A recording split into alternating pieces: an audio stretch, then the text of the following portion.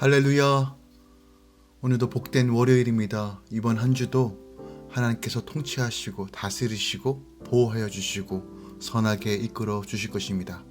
하나님을 경외할 때 주님께서 우리 가운데 늘 임재와 영광으로 채워 주실 것입니다. 9월 20일 월요일 아침 예배 성삼위 하나님께 올려드립니다. 우리 다 함께 사도신경으로 신앙을 고백하며 이 아침을 시작하기 원합니다.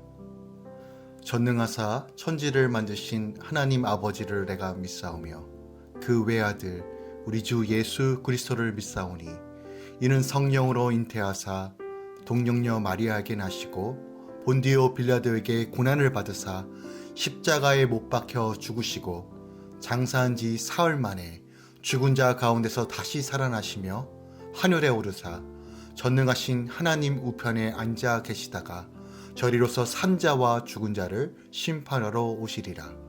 성령을 믿사오며 거룩한 공예와 성도가 서로 교통하는 것과 죄를 사하여 주신 것과 몸이 다시 사는 것과 영원히 사는 것을 믿사옵나이다. 아멘. 오늘 하나님의 말씀은 시편 25편 11절부터 22절까지입니다. 시편 25편 11절부터 22절까지입니다.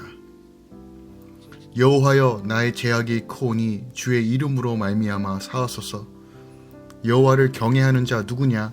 그가 택하신 길을 그에게 가르치시리로다. 그의 영혼은 평안히 살고 그의 자손은 땅을 상속하리로다. 여호와의 친밀하심이 그를 경외하는 자들에게 있으며 그의 언약을 그들에게 보이시리로다. 내 눈이 항상 여호와를 바라보면 내 발을 그물에서 벗어나게 하실 것이미로다. 주여 나는 외롭고 괴로우니 내게 돌이키사 나에게 은혜를 베푸소서. 내 마음의 근심이 많사오니 나를 고난에서 끌어내소서. 나의 공고와 환난을 보시고 내 모든 죄를 사하소서. 내 원수를 보소서. 그들의 수가 많고 나를 심히 미워하나이다. 내 영혼을 지켜 나를 구원하소서. 내가 주께 피하오니 수치를 당하지 않게 하소서. 내가 주를 바라오니 성실과 정직으로 나를 보호하소서. 하나님이여 이스라엘을 그 모든 환난에서 속량하소서. 아멘. 하나님의 말씀입니다. 시편 25편은 원수들의 핍박으로 인하여 고난 중에서 하나님께 구원을 호소하는 다윗의 시입니다. 본시를 비탄시라고 우리가 부를 수 있지만 고난에 대한 비탄의 요소보다는 대적들에 의해 고난을 받는 중에도 여호와 하나님을 경외하며 그 도에 순종하고자 하는 시인의 결의가 두드러지게 나타나는 지혜시적 성격이 강한 시입니다. 본시에서는 자신에게 임한 고난을 계기로 자기 자신을 돌아보며 소실적에 지은 죄까지도 자복하는 등 더욱 경건에 힘쓰는 다윗의 신앙적인 모습이 크게 부각되고 있습니다. 이러한 본시는 한마디로 외롭고 괴로운 영혼이 하나님께 올리는 신앙 고백과 간구라고 할 수 있는 것입니다. 본시의 저작 배경에 대해서는 알려진 것이 없습니다. 특별히 밧세바 간음 사건이나 압살롬 반역 사건을 염두에 두고 썼다라고도 볼 수 있지만 어떤 특정한 상황에 처해 쓴 것이라기보다는 다윗이 하나님으로부터 기름 부음을 받아 세워진 이 하나님 나라 통치적인 이 정통성을 가진 왕이었으면서도 일평생을 두고 대내외 정적인 원수들과의 투쟁해야 했던 자신의 과거를 돌아보고 또 미래의 역경을 조망하면서 자신의 부위를 참여하는 동시에 하나님의 구원을 간구하는 의미로서 썼다고 보는 것이 오늘 이 시를 이해하는데 조금 중요할 것 같습니다. 오늘 이 시의 내용을 구성을 조금 살펴보면 하나님의 선하심과 은혜에 대한 신앙 고백과 사죄 간구를 드리는 8절부터 15절의 말씀을 중심으로 이루어지고 있다는 것이에요. 어저께 본문에 해당되고 있는 1절부터 7절은 하나님을 의지하는 자기 자신으로 하여금 수치를 당하지 않게 하시며 여호와의 도를 보이사 그 길을 가르치시고 자신의 긍휼과 인자로 대해달라는 기도를 올려드리고 있습니다. 그리고 어저께 8절부터 오늘 본문 15절까지는 여호와의 절대 공의와 절대 사랑에 의한 구원과 사죄에 대하여 신앙 고백을 드리는 내용이 담겨져 있어요. 끝으로 16절부터 22절까지 다윗 자신의 죄를 사하시고 원수로부터 구원해 달라는 다시 한번 기도를 올려드리고 있는 내용이 담겨져 있습니다. 오늘 본문 11절부터 22절의 내용들을 조금 더 상세하게 다루기 원합니다. 먼저 11절부터 15절까지는 하나님의 성품을 노래하던 다윗의 시선이 이젠 자신에게로 향합니다. 그러자 그는 자기 죄가 심히 중대하여 심각하다는 것을 발견하게 됩니다. 하나님을 바라볼 때 그 빛이 임하였을 때 우리가 얼마나 추악한지가 드러나는 것입니다. 내 힘으로 감당할 수 없는 환경에서 나의 죄가 보이는 것은 인생 최고의 축복이라는 사실을 우리는 기억해야 됩니다. 그런데 이 죄의 문제는 오직 주의 이름으로만 사해질 수 있다는 진리도 오늘 본문이 선포합니다. 자신의 죄 때문에 사형 선고를 받고 그로 인해 고통의 시간을 보낸 자만이 제사함의 은혜와 하나님을 경외하는 법을 깨닫게 되는 것이기 때문입니다. 이런 자에게 하나님은 그분의 길을 가르치시며 그의 언약의 완성인 십자가를 보이십니다. 십자가를 길로 놓고 인생의 길을 걸어갈 때 성도는 원수의 어떤 공격과 그물의 함정도 넘어갈 수 있습니다. 16절부터 19절까지는 다윗은 고통 속에서 외로움을 경험하고 외로움 속에서 또한 고통을 경험합니다. 죄는 모든 관계를 단절시켜서 결국 하나님과 우리 사이에 완전한 분리를 가져와 우리로 하여금 철저한 고독을 경험하게 합니다. 이때 우리에게 필요한 것은 오직 하나님의 은혜입니다. 우리는 이 모든 단절을 뛰어넘어 내게 손 내밀어 주시는, 나를 쫓아오시는 하나님의 은혜의 방패를 간구하며 붙잡아야 합니다.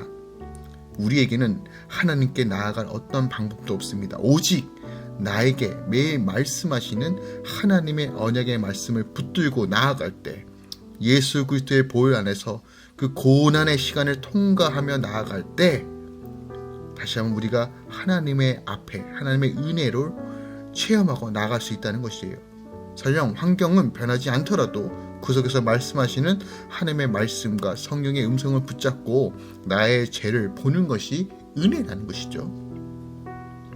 20절부터 21절까지는 다윗은 내가 수치를 당하지 않게 하소서, 왜냐하면 내가 주께 피하였기 때문이다 라고 간구합니다. 기억합시다. 죄는 반드시 수치를 가져옵니다. 우리 인간은 나의 학력으로, 나의 재물로, 화려한 겉모습으로 이 수치를 가리려고 열심히 인생을 살아갑니다. 하지만 이는 모두 아담이 죄 지은 이후 자기 수치를 나뭇잎으로 가리려고 하는 노력과 같습니다. 죄를 지었을 때 우리는 주께 피해야 하는데 그 유일한 길은 언약의 말씀 앞에 반응하며 회개하는 것입니다. 그러면 주님이 피의 희생 제물로 만들어진 든든한 가죽 옷으로 우리의 수치를 가려주실 것입니다. 나의 행위가 아닌 예수의 성실과 정직으로 덧입혀지는 것입니다. 예수의 피로 내 죄값을 대신 치르시며 나를 성령의 주심을 믿음을 바라보며 다시 한번 회개함으로 주님께 나아가야 한다는 것이죠. 오늘 본문 말씀을 통해서 우리가 조금 더 깊이 묵상하여 말씀을 한번 살펴보겠습니다. 12절 말씀을 한 번 더 묵상하기 원합니다. 12절에 시인은 이렇게 고백합니다. 여호와를 경외하는 자 누구냐라고 묻습니다. 이는 누가 여호와를 경외하는지 알고 싶어서 묻는 것이 아닙니다. 이는 여호와를 경외하는 자는 여호와를 경외하지 않는 자가 누리지 못하는 특권을 누리게 됨을 말하기 위해 던진 질문입니다. 오늘 본절 하반절부터 14절까지를 보면 여호와를 경외하는 자가 누리게 되는 특권과 복이 무엇인지를 4가지를 말하고 있어요. 첫 번째로 12절인데요. 하나님께서 그의 택하신 길을 가르치신다라고 이야기합니다. 하나님께서 혼돈으로 가득 찬 이 세상에서 우리로 실족치 않는 길을 갈 수 있도록 인도하신다는 것이에요. 우리가 살아가면서 얼마나 많은 한계를 만납니까? 또한 우리가 얼마나 부족한 존재인 것을 깨닫게 됩니까? 우리는 한 치 앞도 내다보지 못하는 존재입니다. 그러기에 우리는 무엇을 선택해야 할 순간이 오면 그 미래를 알지 못하여 불안해하고 초조하고 두려워하기 일쑤입니다. 특히 한 번의 선택이 인생을 좌우하는 문제에 처할 때 우리는 극도의 불안감과 두려움이 찾아올 수밖에 없어요. 그러나 하나님을 경외하는 자는 이러한 두려움과 불안을 느낄 필요가 없다는 거예요. 왜요? 하나님께서 하나님을 경외하는 자에게 실족하지 않는 선한 길로 인도하시기 때문입니다. 두 번째로 13절에 보면 저의 영혼이 평안히 거하게 된다라고 말하고 있어요. 우리 마음속 중심에 하나님의 평안을 누릴 수 있다는 의미입니다. 누구에게요? 하나님을 경외하는 자에게요. 사람들이 왜 심령의 평안을 누리지 못하고 요동합니까? 자신의 삶에 대한 불확실성 때문입니다. 미래에 대한 염려와 걱정 때문입니다. 그러나 하나님을 경외하는 자에게는 이런 불확실성을 가지고 사는 삶이 아니라 하나님께서 나의 삶을 책임져 주시고 선한 길로 인도해 주신다는 그 믿음이 있기 때문에 가능한 삶이라는 것을 기억해야 됩니다. 하나님은 경외하는 자로 자신의 미래가 어떻게 전개되는지를 모르기는 마찬가지이지만 하나님이 자신을 선한 길로 인도하여 주실 것을 알기 때문에 그 모든 염려를 주님 앞에 내려놓고 아버지 품 안에서 누리는 참된 평화 안식을 누릴 수 있다는 것입니다. 세 번째로 그 자손이 땅을 상속하게 된다라고 13절 후반부에 말합니다. 누구에게요? 하나님을 경외하는 자에게 누리는 축복이 땅을 상속하게 된다는 것이에요. 땅은 우리가 여러 가지 측면에서 좀 이해할 수 있는데 땅은 첫 번째로 물질적인 부를 상징하기도 합니다. 또한 이 땅은 하나님 나라를 하나님께서 거주하시고 통치하시는 그 지역과 공간을 의미하기도 합니다. 자손이 땅을 상속하게 된다는 것은 현세적으로 하나님께서 부어주시는 그 풍성한 번영을 의미하기도 하며 하나님께서 천국을 기업으로 주신다라는 의미도 가지고 있습니다. 즉 우리가 이 세상에 살면서 하나님을 경외할 때 하나님의 통치, 하나님의 다스림과 그 안에서 누리는 하나님의 참된 복과 또한 이 땅에서의 복과 하늘의 복을 같이 누릴 수 있음을 오늘 본문이 우리에게 가르쳐주고 있는 거예요. 또한 네 번째로 하나님의 친밀함이 함께하는 것이라고 14절에 얘기합니다. 그러니까 하나님을 경외하는 자에게 하나님께서 친밀함을 보여주신대요. 여기서 친밀함이란 가족같이 특별하고도 각별한 관계를 나타내는 말입니다. 이런 친밀한 관계를 갖게 되면 상대방의 모든 것을 알 수 있게 됩니다. 그러므로 하나님을 경외하는 자는 하나님의 뜻을 알 수 있습니다. 그리고 이 사실이 매우 중요합니다. 누가 시험을 치르는데 출제자의 의도를 안다고 생각해 봅시다. 얼마나 쉽게 시험을 치를 수 있겠어요? 이것이 바로 자녀된 자들의 권세와 특권입니다. 하나님을 경외하는 자에게, 그의 자녀에게 만물의 주관자 되시고 통치자 되신 그 하나님께서 그의 뜻이 무엇인지를 우리에게 보여주십니다. 그러면 그 뜻대로 사는 삶이 형통한 삶을 살 수 있는 것입니다. 사랑하는 할렐루야 공동체 여러분, 또 이 아침에 함께 기도하며 말씀을 묵상하는 주의 성도 여러분, 하나님을 경외합시다. 세상 사람들이 누리지 못하는 이상과 놀라움과 특권을 허락해 주실 것입니다. 하나님을 경외하는 것이 복입니다. 이러한 복들은 모든 복의 가장 근원적인 것들입니다.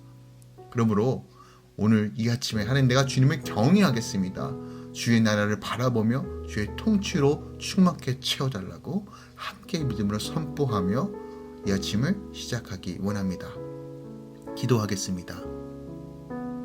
주님, 사무엘상 12장 14절 말씀을 기억합니다. 너희가 많이 여호와를 경외하여 그를 섬기며 그 목소리를 듣고 여호와의 명령을 거역하지 아니하면 또 너희와 너희 다스리는 왕이 너희 하나님 여호와를 쫓으면 좋으리라 라고 말씀하신 이 말씀을 기억합니다.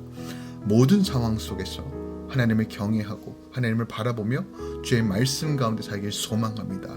주님, 우리 안에 하나님을 진정으로 사모하고 왕 대신 하나님을 바라볼 수 있는 믿음을 허락하여 주시옵소서. 죄와 싸우고 거룩을 향해 주의 나라를 위해 걸어갈 수 있는 열정과 기름 부으심도 허락하여 주시옵소서. 이 한 주를 시작합니다. 할렐루야 모든 공동체 가운데 하나님께서 기름을 부으시고 마음속에 소망하는 것들, 기도하는 것들, 염려하고 걱정하는 것들 다 주님께 내어놓고 주의 풍성함과 주의 형통함과 주의 선하심을 맛보며 승리케 하여 주시옵소서. 이제는 우리 주 예수 그리스도의 은혜와 우리 하나님 아버지의 놀라우신 사랑과 성령님의 내주었던 충만 역사하심이 오늘도 하나님을 경외하며 주를 바라보는 모든 주의 자녀들의 삶 가운데 이제로부터 영원까지 함께 있을지어다. 아멘.